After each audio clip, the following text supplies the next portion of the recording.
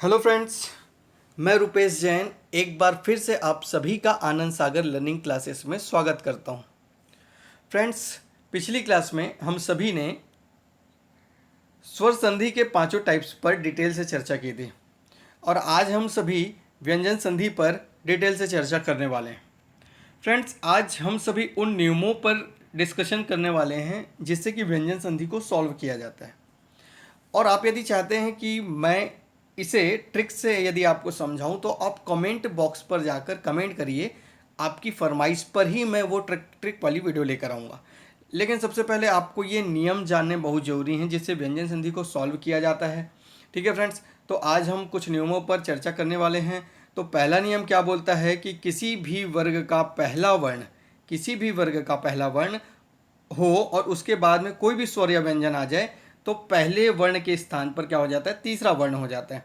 ठीक है फ्रेंड्स, अब देखिए, यदि आपको हिंदी ग्रामर का कोई भी टॉपिक सॉल्व करना है फ्रेंड्स, कोई भी टॉपिक सॉल्व करना है तो आपको मेरी पहली क्लास को समझना होगा। पहली क्लास मैंने हिंदी वर्णमाला पर ली थी, एक एक चीज़ मैंने क्लियर किया है फ्रेंड्स, काफ़ी डिटेल से समझाया था, एक एक चीज़ बहुत धीरे धीरे समझाया था, क्योंकि इस पहली क्लास से ही सब टॉपिक क्लियर होते हैं, सभी टॉपिक्स इससे जुड़े हुए हैं। तो फ्रेंड्स, आपको यदि हिंदी ग्रामर रटना नहीं है, आपको क्लियर करना है, समझ के सॉल्व करना है, तो आप मेरी पहली क्लास को समझिए।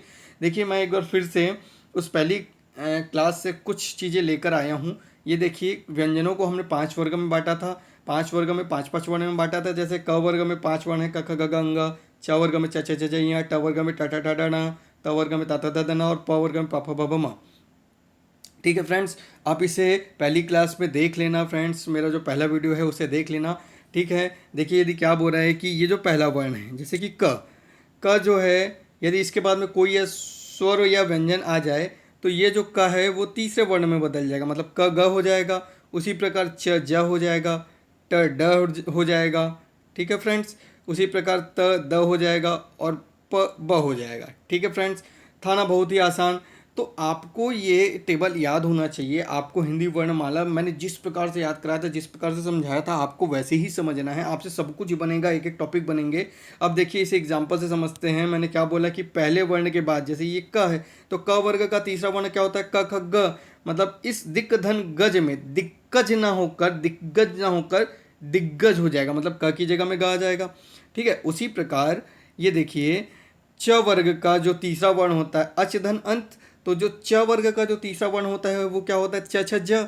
मतलब अचंत की जगह में क्या होना चाहिए, अजंत होना चाहिए, तो अच धन अंत बराबर अजंत हो जाएगा। उसी प्रकार ये जो प वर्ग है ना फ्रेंड्स, तो प फ ब, तो अप धन ज अपच ना होकर अब्ज हो जाएगा। ठीक है फ्रेंड्स, उसी प्रकार त वर्ग त थ द, तो त की जगह में द हो जाएगा। ठीक है, तो उद्घाटन की जगह में उद्घाटन हो जाएगा, क की जगह में ग हो जाएगा, दिक धन अंबर बराबर दिगंबर हो जाएगा। ठीक है फ्रेंड्स, आइए सेकंड रूल पर चर्चा करते हैं कि किसी भी वर्ग का पहला वर्ण हो और उसके बाद में यदि अनुनासिक या उस वर्ग का पांचवा वर्ण आ जाए फ्रेंड्स, है ना, मतलब किसी भी वर्ग के पहले वर्ण के बाद यदि पांचवा वर्ण आ जाए, पहले वर्ण के बाद में पांचवा वर्ण आ जाए तो पहले के स्थान पर पांचवा वर्ण आएगा। ठीक है फ्रेंड्स, किसके स्थान पर, पहले के वर्ण पर पांचवा स्थान, मतलब ये जो पहला वर्ण है ना, ये जो पहला वर्ण है इसकी जगह में पांचवा वर्ण आ जाएगा। ठीक है फ्रेंड्स, मतलब ये जो पांचवा वर्ण है, ये क्या है, पहले वर्ण को पांचवें वर्ण में बदल देता है। ठीक है फ्रेंड्स, एक बार मैं फिर से आपको टेबल पर लेके चलता हूँ। मुझे तो क्या है ना, टेबल पर ले जाने की ज़रूरत ना पड़े, आप इस प्रकार से अपनी तैयारी करिए। अब देखिए, ये ये क है, ये पहला वर्ण है। इसके बाद में यदि अंगा आ जाए ना फ्रेंड्स, ये पांचवा वर्ण आ जाए, तो ये जो क है वो अंगा में परिवर्तित हो जाएगा। ठीक है फ्रेंड्स, उसी प्रकार यदि च के बाद में इया आता है तो ये च इया में परिवर्तित हो जाएगा। त के बाद में यदि न आता है तो ये त जो है वो न में परिवर्तित हो जाएगा। तो ये रूल क्या है ना, यही कहता है। तो आइए इसे एग्जाम्पल से समझते हैं। एग्जाम्पल क्या बोलता है कि वाकधन में, तो ये क के बाद में देखिए फ्रेंड्स, ये पांचवा वर्ण आया है, तो क वर्ग का जो पांचवा वर्ण है वो क्या है, क ख ग घ अंग, मतलब क की जगह में अंग आना चाहिए। ये देखिए आई ना, वाकमय की जगह वो वांगमय हो गया है। ठीक है फ्रेंड्स, अब देखिए फ्रेंड्स, कुछ और एग्जांपल्स देख लेते हैं इसी के। अपधन में, प वर्ग का पांचवा वर्ण क्या होगा, प फ ब भ म, तो प की जगह में क्या हो गया, म हो गया। अपमय की जगह में वो अमय हो गया। सत धन नारी, है ना, तो ये त है। त वर्ग का पांचवा वर्ण क्या होता है फ्रेंड्स, त थ द ध न, तो सत नारी ना होगा, वो सन नारी हो गया। देखिए फ्रेंड्स, है ना, इसी प्रकार आप सारे एग्जाम्पल को समझ सकते हैं। चलिए अब इसके बाद है ना हम अगला, आप सारे एग्जाम्पल का स्क्रीनशॉट लेते जाइए या नोट करते जाइए, ठीक है फ्रेंड्स। अब देखिए ये, अच्छा यहाँ पर एक है ना टाइपिंग मिस्टेक है, आप इसे राइट कर लेना, मेरी नज़र अभी पड़ी है।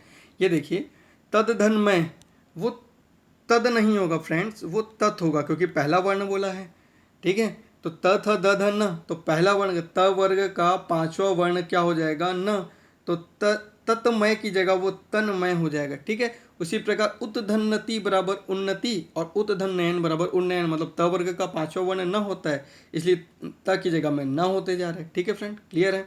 आइए तीसरे वर्ण पर चर्चा करते हैं, सॉरी तीसरे नियम पर चर्चा करते हैं।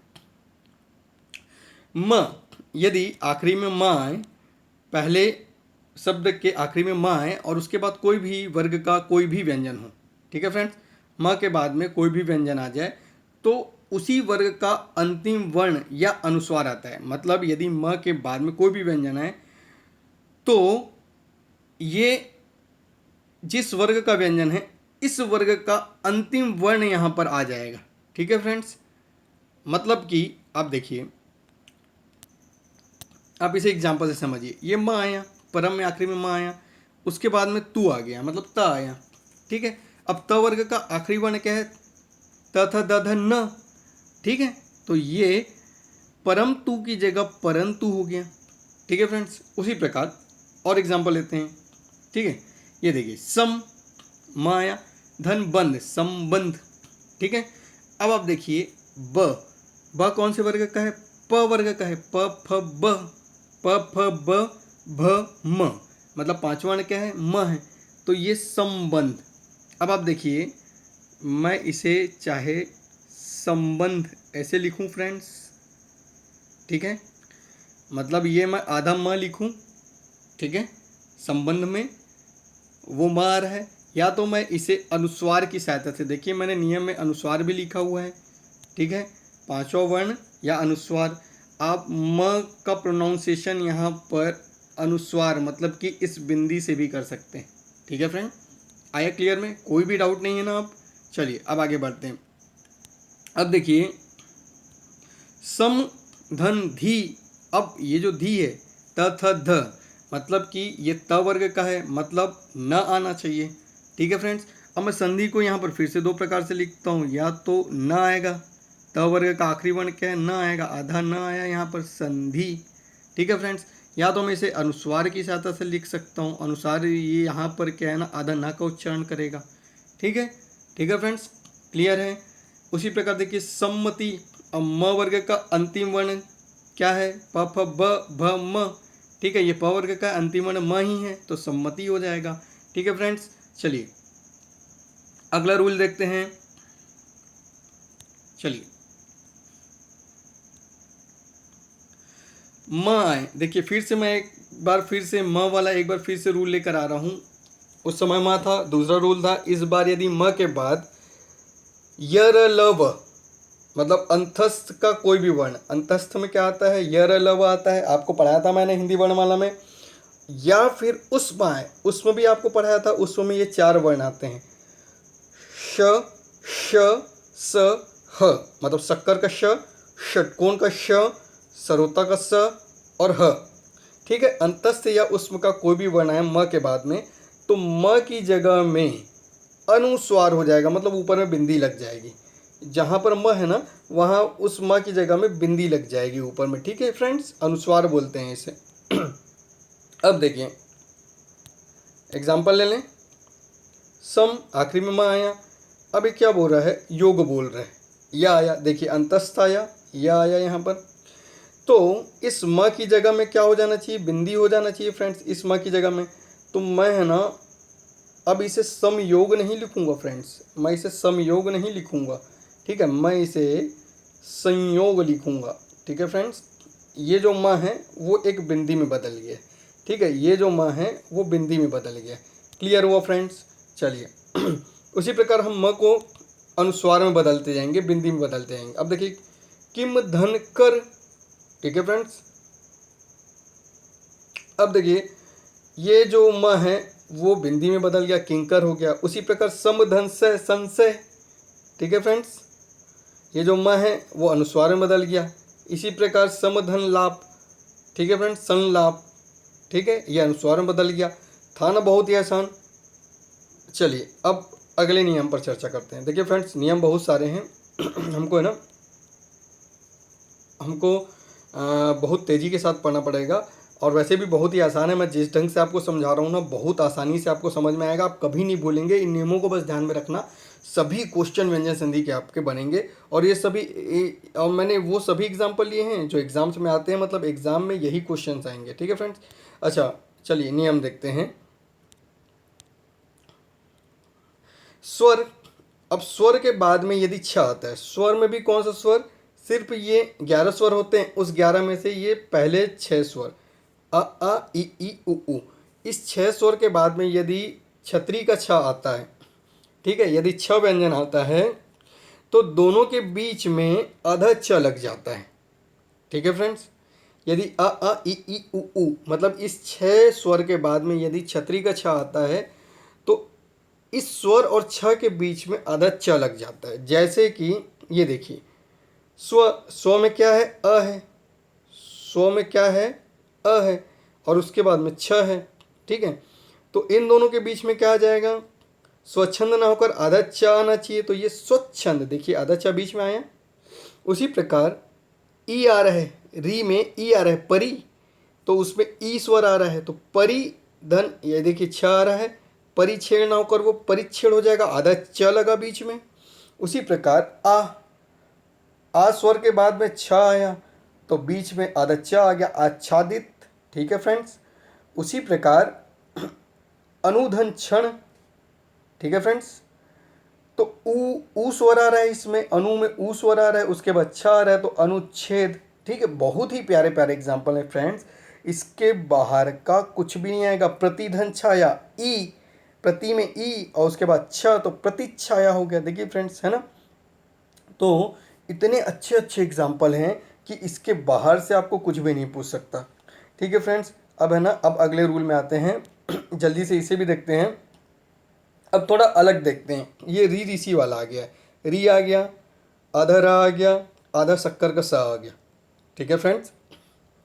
री आ गया, र व्यंजन आ गया, स व्यंजन आ गया। यदि इसके बाद में कोई भी स्वर व्यंजन है, कोई भी स्वर व्यंजन, और उसके बाद में यदि न आ जाए, ठीक है फ्रेंड्स, तो बाद में आने वाला नल, मतलब पहले वाला नल नहीं, पहले वाला न नहीं बोल रहा हूँ मैं, बाद में आने वाला न, पहला वाला न नहीं, बाद में आने वाला न ड में बदल जाएगा। ये जो न है वो ड में बदल जाएगा, ठीक है फ्रेंड्स।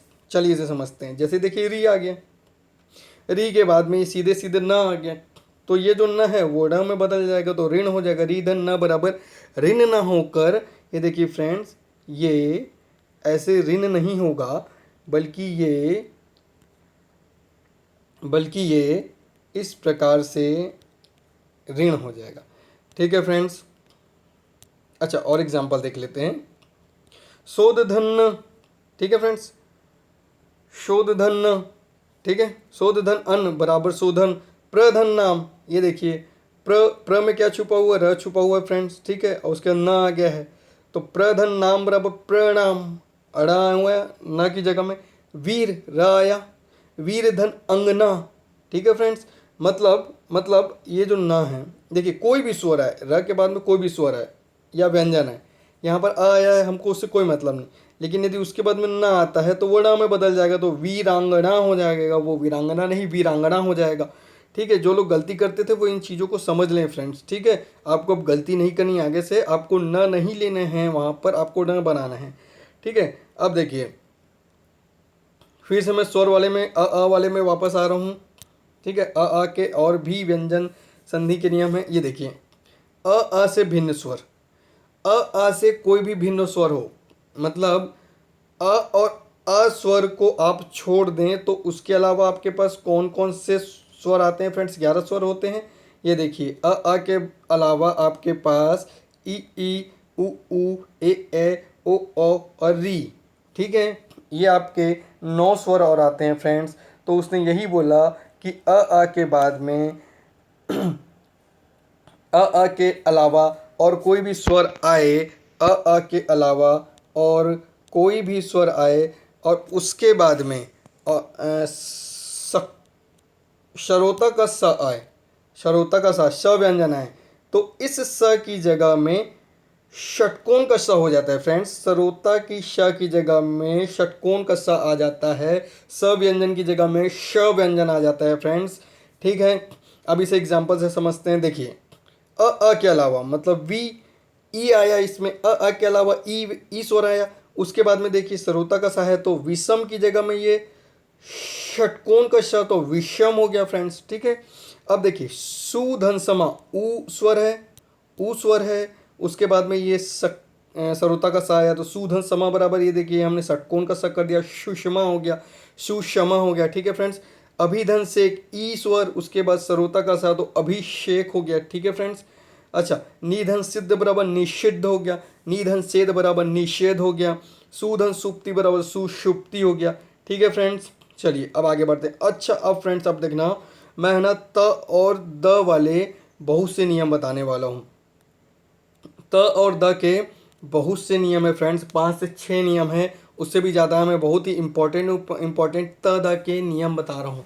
जहाँ पर भी त और द आया फ्रेंड्स, वहाँ से बहुत सारे नियम बनते हैं। अब देखिए, यदि त या द आता है और उसके बाद में यदि च आता है, यदि त या द आता है और उसके बाद में यदि च आता है, यदि यदि त या द आता है और उसके बाद में यदि च आता है, तो वहाँ पर आधा च और च बन जाता है। ठीक है फ्रेंड्स, च की जगह में आधा च और च बन जाता है। जैसे उत्धन चारण, देखिए त आया फिर च आया, तो वो जो त है ना उसकी जगह में आधा च हो जाएगा, तो ये उच्चारण हो जाएगा फ्रेंड्स। ठीक है, उसी प्रकार सतधन चरित्र, त आया फिर च आया, तो ये त की जगह में आधा च आ जाएगा, तो वो सच्चरित्र ना होकर वो सच्चरित्र हो जाएगा। ठीक है फ्रेंड्स, चलिए तदा के बहुत सारे नियम है फ्रेंड्स, कम से कम 5-6 नियम मैं आपको बताने वाला हूँ। इंपॉर्टेंट नियम तो बहुत सारे हैं, मैं आपको इंपॉर्टेंट नियम बता रहा हूँ। अब देखिए, तदा के बाद में यदि जाए, पिछले में च आ रहा था तो आधा च बन रहा था। ठीक है, अब जा आ रहा है तो ये आधा ज बन जाएगा। ठीक है, ये देखिए सतधन जन। ठीक है, तो त किस में बदल जाएगा, आधा ज में बदल जाएगा, तो वो सतजन ना होकर वो सज्जन हो जाएगा। ठीक है, उसी प्रकार उज्ज्वल। ठीक है, उत धन ज्वल, त के बाद में जा आ रहा है। ठीक है फ्रेंड्स, तो ये जो त है वो आधा ज में बदल जाएगा, तो ये उज्ज्वल हो जाएगा। क्लियर है, चलिए तीसरा नियम देखते हैं, तद वाला। च आ गया, ठीक है फ्रेंड्स, ज आ गया, अब तद के बाद में ट आ जाएगा, तो वो क्या है ना आधा ट और ट में बदल जाएगा। ठीक है, जो त है वो आधे ट में बदल जाएगा। जैसे कि तत् धन टीका, मतलब इसमें त है फिर ट आया है तो वो आधा ट बन जाएगा, तो तत् टीका ना होकर वो तट टीका बन जाएगा, तट टीका। ठीक है फ्रेंड्स, चलिए अगला रूल देखते हैं। त या द के बाद अपन ने च देख लिया, ज देख लिया, ठीक है फ्रेंड्स, ट देख लिया, अब ड भी देख लेते हैं, तो आधा ड बनेगा। ठीक है फ्रेंड्स, तो उत धन डयन बराबर उड्डयन, ये जो त है वो आधे ड में बदल जाएगा, तो उड्डयन हो जाएगा। च देख लिया, ज देख लिया, ट देख लिया, ड देख लिया, अब त के बाद हम ल भी देख लेते हैं। ठीक है फ्रेंड्स, उत धन लास, तो ये आधा ल बन जाएगा। ठीक है फ्रेंड्स, ये इस प्रकार से बदलेगा। ठीक है फ्रेंड्स, त धन ल बराबर, आप नियम पूरा लिख लीजिए, त धन ल बराबर, बहुत सारी मिस्टेक हुई है, त धन ल बराबर आधा ल और ल। ठीक है, तो त की जगह में आधा ल हो जाएगा, तो ये उत्लास ना होकर उल्लास हो जाएगा। ठीक है फ्रेंड्स, क्लियर है इतना। चलिए 5 रूल हो गए। अब त द के बाद में एक नियम और देख लीजिए फ्रेंड्स, सिर्फ और सिर्फ एक नियम और देख लीजिए, बहुत ही आसान है ना। सिर्फ आधा आधा वर्ण लगा रहे हैं हम, आधा आधा व्यंजन लगा रहे हैं। मतलब देखिए, आपको याद रखना है त द के बाद में कौन कौन से आपको व्यंजन है वो याद रखना है। मैंने च बताया तो आधा च हो गया, त द के बाद में यदि च आ रहा है तो आधा च हो गया। ठीक है, मैंने ज बताया, च के बाद मैं आपको ज बता रहा हूँ। ठीक है, फिर मैंने आपको क्या बताया, ट बताया, फिर ड बताया। ठीक है फ्रेंड्स, च ज ट ड। ठीक है, उसके बाद मैंने आपको क्या बताया था, आधा ल भी बताया था। ठीक है, च ज ट ड ल। अब एक चीज़ बस और ध्यान रखना है, त या द के बाद में यदि शक्कर का स आ जाए फ्रेंड, शक्कर का स आ जाए, शक्कर का श आ जाए, तो वहाँ पर आधा च और छ लेना है फ्रेंड्स आपको, आधा च और छ लेना है फ्रेंड्स आपको। ठीक है फ्रेंड्स, क्लियर हो रहा है। यदि त और द के बाद में यदि शक्कर का स आ जाए फ्रेंड्स, शक्कर का स आ जाए तो वो आधा च और छ लेना है। ठीक है, अब देखो उत धन श्वास, तो ये है ना त आया है, फिर शक्कर का स आया है, अपने को आधा च बनाना है और छ बनाना है, तो वो उत श्वास नहीं होगा फ्रेंड, वो उच्छ्वास हो जाएगा। आधा च और छ आ गया, शक्कर के स का ध्यान रखना, वहाँ पर आधा च और छ लेना, उत श्वास की जगह में उच्छ्वास हो जाएगा फ्रेंड्स। उसी प्रकार है ना, ये देखो तत् धन शिव, तो ये ना तच्छिव हो जाएगा, तच्छिव हो जाएगा फ्रेंड्स, तच्छिव हो जाएगा। उसी प्रकार उत धन शिष्ट है ना, उच्छिष्ट हो जाएगा फ्रेंड, ये उच्छिष्ट हो जाएगा। ठीक है, ये पूरे 6 नियम क्लियर हुए फ्रेंड्स, त और द के पूरे 6 रूल्स क्लियर हुए ना। बहुत आसान था फ्रेंड, बहुत ही छोटा छोटा रूल था। ये 5-6 मैंने बहुत ही इंपॉर्टेंट रूल लिए हैं, ये एग्ज़ाम में आते ही हैं फ्रेंड्स। अब है ना देखो निर का बता देता हूँ, बहुत छोटा सा नियम है, बहुत ही आसान नियम है फ्रेंड्स, बहुत ही आसान नियम है। हालांकि इसको अलग से बताने की ज़रूरत नहीं थी, लेकिन आपको हमेशा ध्यान रहे इसलिए बता देता हूँ। यदि निर है, निर के बाद में यदि र आ जाए फ्रेंड, तो ये जो निर है ना वो नी में बदल जाएगा। निर, ये जो निर है वो किस में बदल जाएगा फ्रेंड्स, नी में बदल जाएगा यदि र आता है तो। ठीक है फ्रेंड, निर के बाद में यदि र आता है तो वो किस में बदल जाएगा, नी में बदल जाएगा। अब देखिए निर्धन रस बराबर नीरस, इस नीर की जगह में ये र आया फ्रेंड, है ना, निर के बाद में र आया तो ये निर की जगह में नी हो गया, बड़ा नी हो गया, तो ये नीरस हो गया। ठीक है, निररस ना होकर वो नीरस हो गया। उसी प्रकार इस निर की जगह में बड़ा नी हो जाएगा तो निर्रोग ना होकर वो नीरोग हो जाएगा। ठीक है फ्रेंड्स, वहाँ पर बड़ा नी लगेगा, निरोग में टाइपिंग मिस्टेक था, नीरोग हो जाएगा। ठीक है फ्रेंड, चलिए अगला नियम देखते हैं। यदि क के बाद में यदि ह आ जाए, यदि क के बाद में ह आ जाए, यदि क के बाद में ह आ जाए तो आधा ग और घ, आधा ग और घ। ठीक है, तो वाक धन हरि, वाक धन हरि, क के बाद में ह आया तो आधा ग और घ बनाएंगे तो वाक हरि की जगह में वाक घरी हो जाएगा, वाक हरि की जगह में वाक घरी हो जाएगा। ठीक है फ्रेंड्स, ये भी क्लियर हुआ।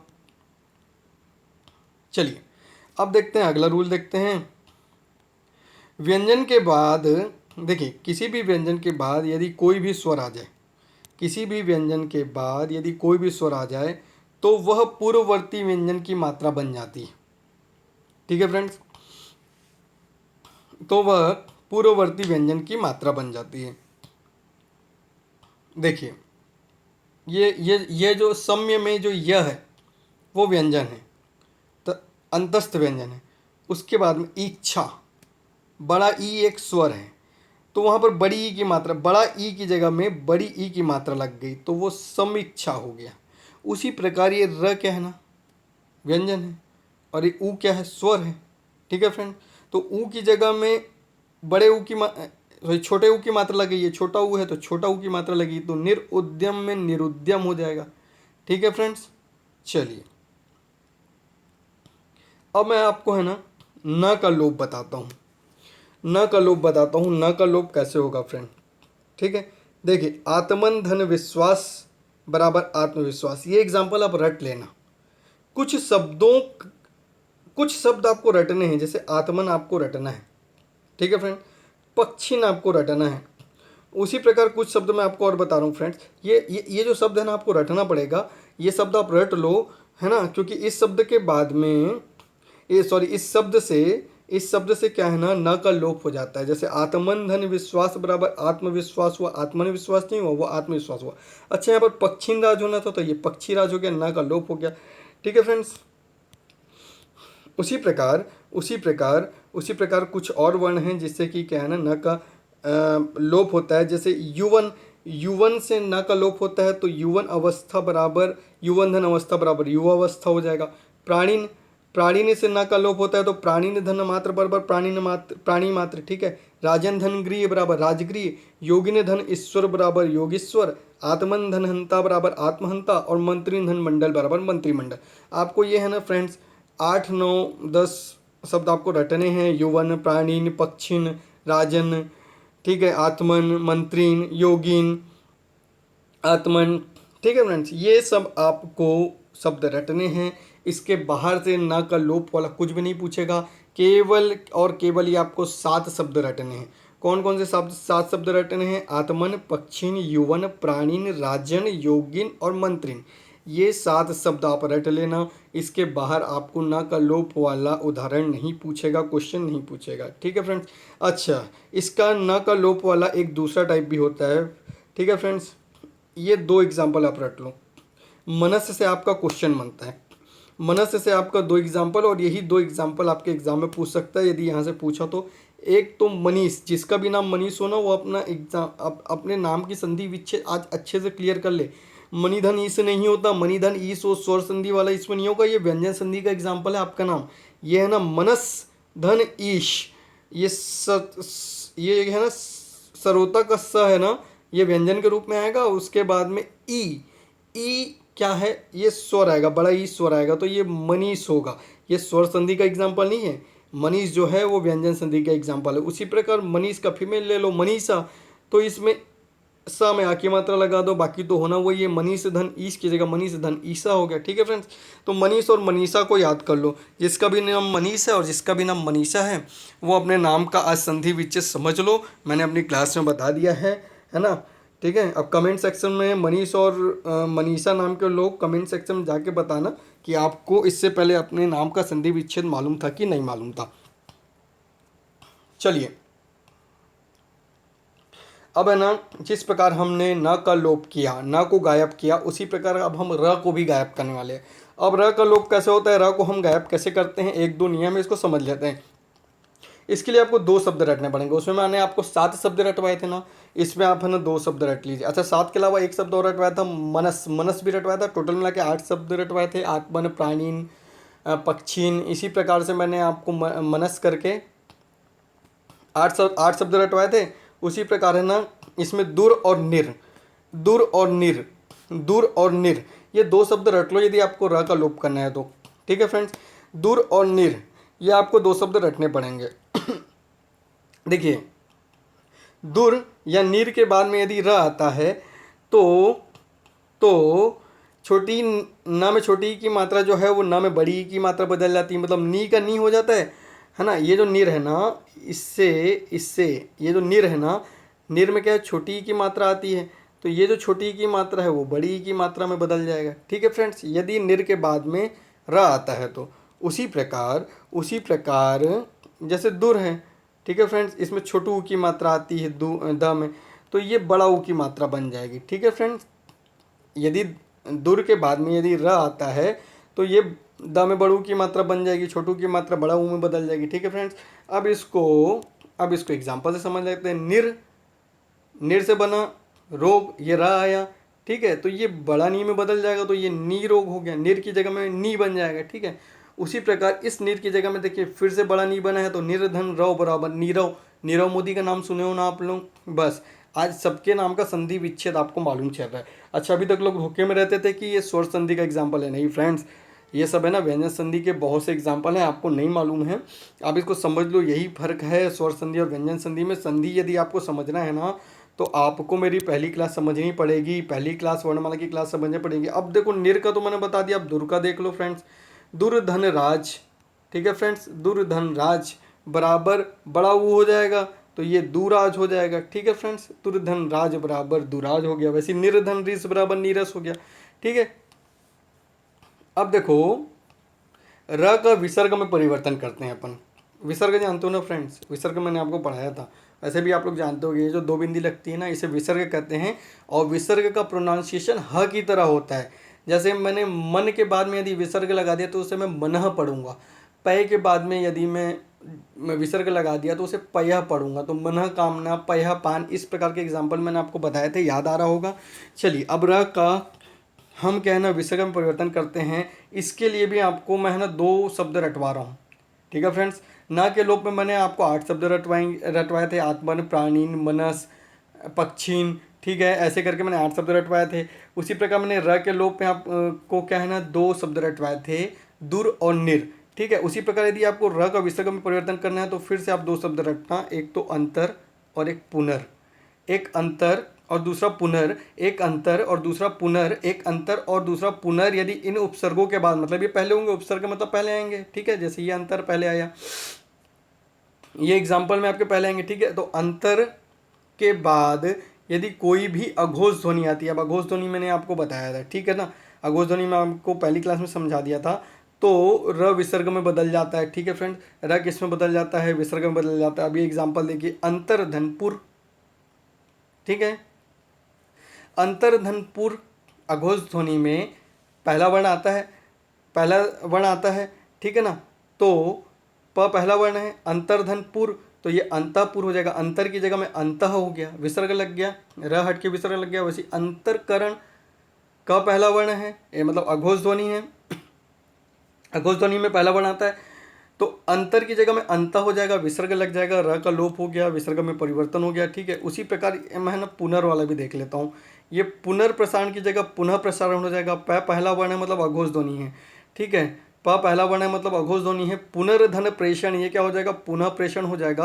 अंतर्धन क्रिया बराबर अंत क्रिया हो जाएगा। उसी प्रकार अंतर्धन कतः बराबर अंत कतः हो जाएगा। ये एग्जाम्पल आप देख लेना फ्रेंड्स, आप है ना अंतर और पुनर को याद कर लो। इसके बाद में यदि कोई भी अघोष ध्वनि आती है तो वो किस में बदल जाएगी, वो किस में बदल जाएगी, आपके विसर्ग में बदल जाएगी। बहुत आसान नियम था ना फ्रेंड्स। अभी तक मैंने आपको आज की क्लास में जितने भी नियम पढ़ाए हैं फ्रेंड्स, बहुत ही आसान थे। देखिए एक बार फटाफट रिवाइज कर लीजिए, फटाफट देखिए, फटाफट रिवाइज कर दीजिए। यदि आपको र का विसर्ग में परिवर्तन करना है तो आपको दो शब्द याद करना पड़ेंगे, अंतर और पुनर। यदि आपका र को विसर्ग में परिवर्तन करना है तो आपको दो शब्द रटने पड़ेंगे, अंतर और पुनर, ठीक है फ्रेंड्स। मैं फटाफट आपको शब्द का रिवाइज करा देता हूँ। यदि आपको र का लोप करना है तो आपको दो शब्द याद करना पड़ेंगे, दूर और निर। दूर और निर, र का लोप करने के लिए आपको दूर और निर ये दो शब्द याद करने पड़ेंगे। इसमें द बड़ा दू बड़ा ऊ लग जाता है, उसी प्रकार नी में बड़ा नी हो जाता है, ठीक है फ्रेंड्स।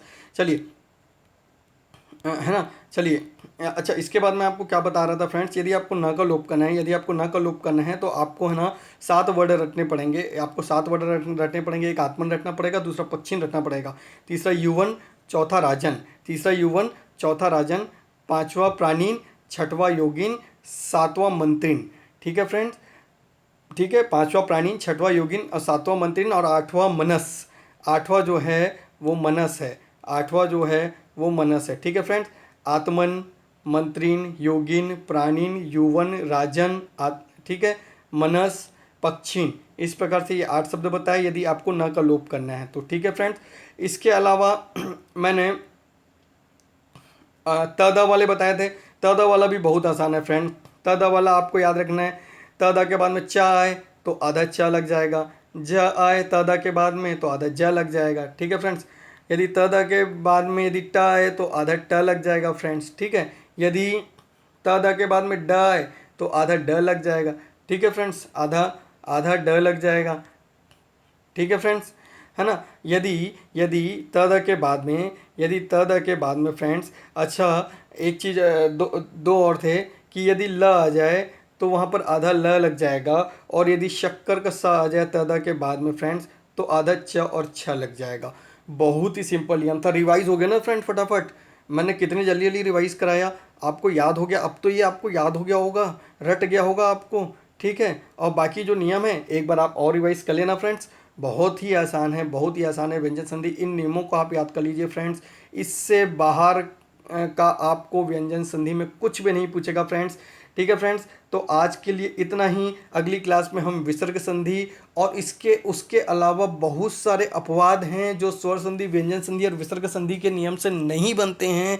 यदि आपने अगली क्लास ज्वाइन नहीं की तो आपके इम्पॉर्टेंट एग्जाम्पल छूट जाएंगे जो कि एग्ज़ाम में आते हैं फ्रेंड्स। एक भी क्लास मिस मत करना। ये सेकेंड क्लास भी संधि की बहुत इंपॉर्टेंट थी, आप इसे अच्छे से देखिए, ठीक है फ्रेंड्स। तीसरी क्लास में हम विसर्ग संधि की क्लास लेकर आएंगे और कुछ अपवाद लेकर आएंगे, आप उसे रट लेना अपवादों को, वो एग्जाम में पूछे जाते हैं, ठीक है फ्रेंड। मैं बहुत अच्छे एग्जाम्पल्स लेके आऊँगा जो एग्जाम में पूछे जाते हैं।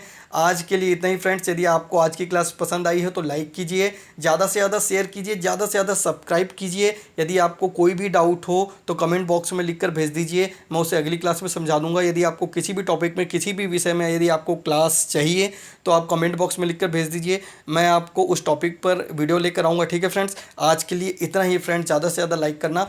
अगली क्लास तक के लिए आप सभी को have a nice day. Thank you so